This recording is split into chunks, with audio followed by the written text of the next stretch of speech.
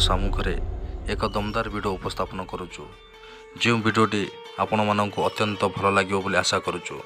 निश्चित भाव में चैनल को लाइक सब्सक्राइब करने सहित पाखर थिबा बेल आइकन टी को दबाई देबे। भारत देशर ओडिशा राज्यर पुरी सहर में जो जगन्नाथ मंदिर निर्मित होइछि ताहा केबे एवं कहा द्वारा निर्मित होइथिला एही विषय रे आमे पार्ट 1 और पार्ट 2 वीडियो रे आपण मानक सम्मुखें उपस्थापना करिछु। आ निहति भाव में आउ एक किंवदंती आपण मानक सम्मुखें आज उपस्थित करिवु।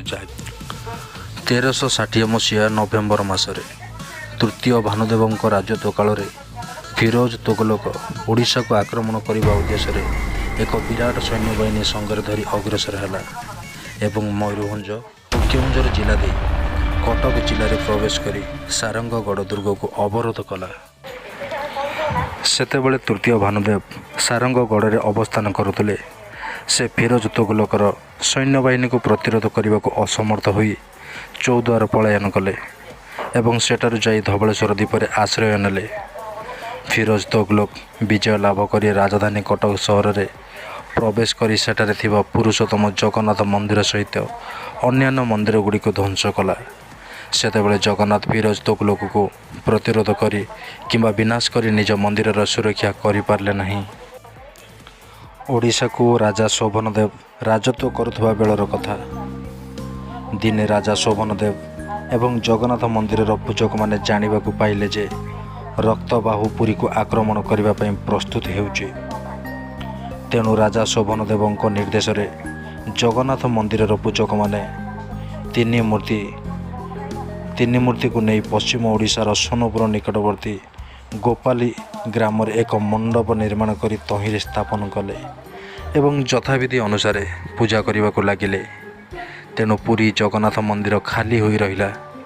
रक्तबाहु पुरी सहर को जेतेबेले आक्रमण कला प्रथमे जगन्नाथ मंदिर रे जाई पहुँचला। मंदिर भितर मूर्ति गुड़िक नथिबार देखि रक्तबाहु क्रोधरे उत्त्यक्त होई पुरी सहरर जावतीय अन्याय अत्याचार सृष्टि कला। जनसाधारणଙ୍କର धन संपद को निर्दयतार सहित लुंठन कला। ताहार कार्य जी विघ्न पहुँचवा को प्रयास कला से ताको निर्मम भाव हत्या कला। तेबे भी ताहार मन बुझिला नहीं। पुरी सहर को संपूर्ण भाव ध्वंस करने को लगिला। ताहार अन्याय अत्याचार लुंठन रे जनसाधारण अतिष्ठ हो पड़े। शेष निरुपाय होई तीन मूर्ति को स्थानांतर विषय रे बाध्य होई सूचना देले। सूचना पाई रक्तबाहु निजर सैन्य सामंत धरी सोनपुर अभिमुखे यात्रा आरंभ कला।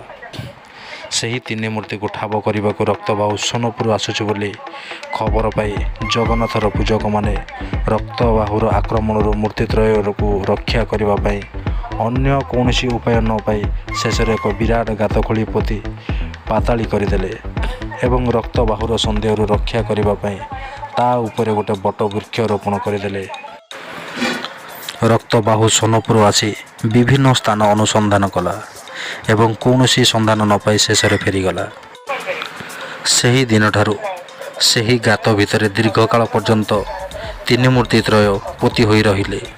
परवर्ती समय सही गात भितर जेतेबेले उद्धार हेले सेतेबेले से गुड़िक आ मूर्ति होई नथिले। माटी रे सड़ी नष्ट हो जाइथिले जहा फल जगन्नाथ मंदिर पूजक माने से गुड़िकर नवेकलवर करी नूतन मूर्ति निर्माण कले एवं पुरी जगन्नाथ मंदिर रे स्थापन करी पूर्व परि पुणी पूजा कले। जगन्नाथଙ୍କ ଏହି शोचनीय अवस्था विषय रे अवगत हेबा परे प्रत्येक व्यक्ति मनरे प्रश्न सृष्टि हुए। जगन्नाथ जदि सर्वज्ञ सर्वशक्तिमान भगवान तेबे रक्तबाहुर आक्रमण समय पूजक मानक द्वारा गभीर गात भितर दीर्घकाल पर्यंत पोती होई माटी रे सड़ी नष्ट हो जाइथिले काहींकि। काहारी मनरे आघात दबा आमर प्रयास नुहे।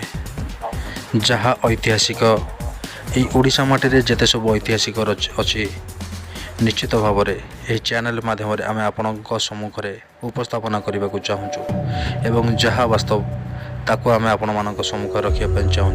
फ्रेंड्स जदि वीडियोटी आपण मानक भल लगी निश्चित भाव में कमेंट सेक्शन में आम मानक जनइबे ता सहित आमको एनकरेज करने चेष्टा करूँ। फ्रेंड्स आपण मानकर बहुमूल्य समय वीडियोटी देखि आपण मानक बहुत बहुत धन्यवाद।